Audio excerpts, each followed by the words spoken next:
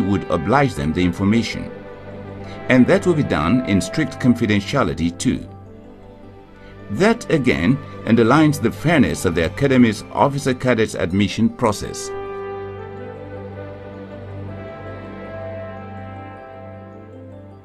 As further proof of its thorough nature, the screening process to select shortlisted candidates for admission into the Academy does not end with their medical evaluation. Next is a series of physical fitness tests, beginning with a 3.2-kilometer race that must be completed in a maximum of 15 minutes. Failure to meet the time results in disqualification. Once again, the candidates are admonished to refrain from exerting themselves beyond their respective natural limits of endurance, and also made to realize the dangers of ignoring this piece of invaluable advice. Don't stretch yourself to the point at which your heart or your lungs will fail you. After they have been documented, the candidates are assembled at the starting point of the race. The 3.2-kilometer race is then flagged off at the blast of a whistle, with the female candidates given a head start as a concession to the agenda.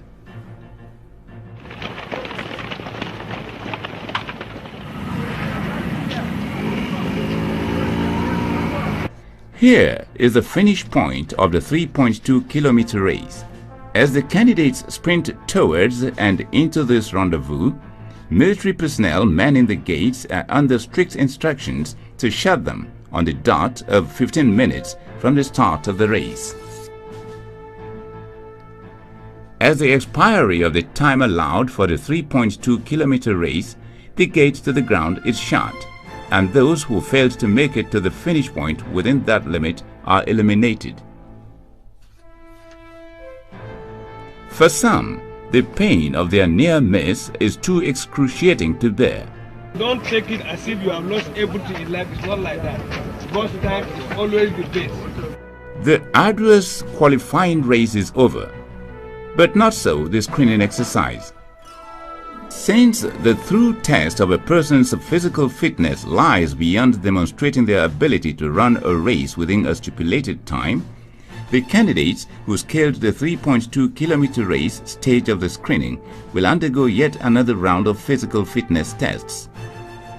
This time, they will cross some obstacles of varying dimensions, which they must negotiate through different approved methods, both individually and in groups.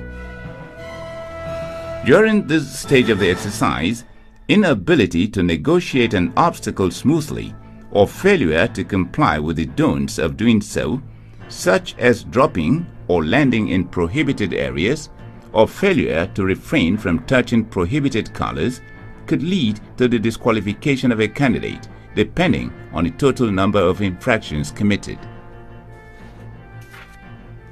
Unlike the ones that candidates do individually, the obstacle crossings done in groups usually present propositions that are daunting and seem near impossible to achieve, just like most critical.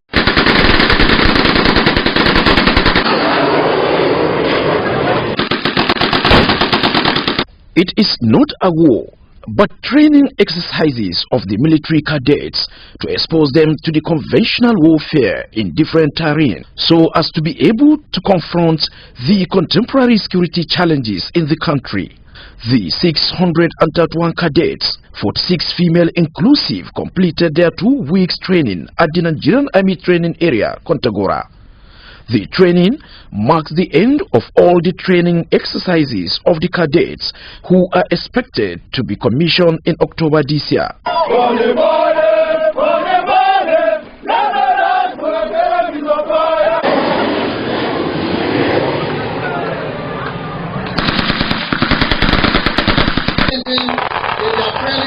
In line with the Nigerian Defense Academy training objective. The commander, Nigerian Defense Academy, Major General Adeniyi Oyebode, while commending President Muhammadu Buhari for his support to the NDA, assured Nigerians that the cadets have been adequately trained to be able to carry out tactical operations after commission. So our assurance to the Nigerian people, as charged by our President and Commander-in-Chief, and that we should deal ruthlessly with all forms of banditry, criminality across the length and breadth of this country.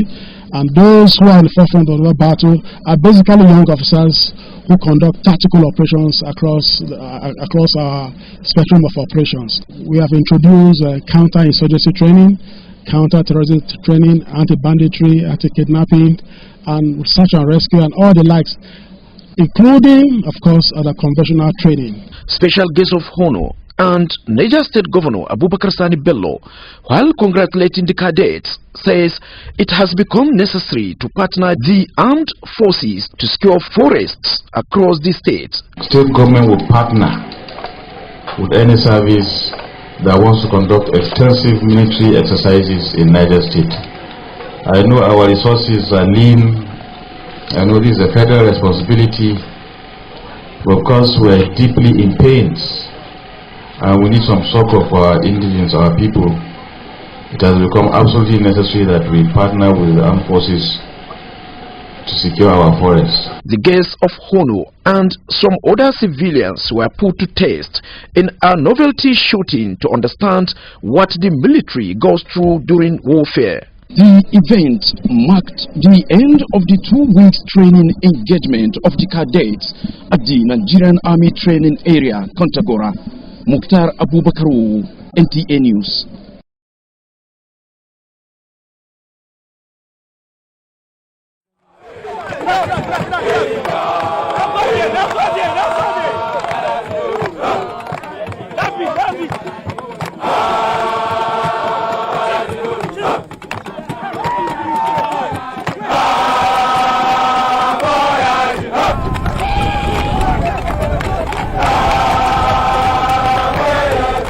I am particularly pleased with the performance of the cadets today.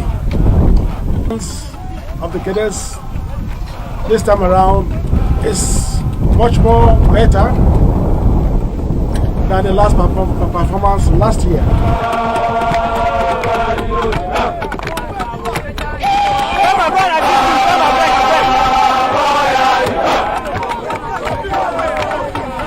The purpose of the obstacle course competition is to test the endurance of the cadets, their skills, and of course teamwork in a battlefield environment. The obstacle course provides us an avenue to see how well you have trained in the course of the year and how to navigate different types of obstacles that you may encounter when you go for live operations. Thank you, let's go!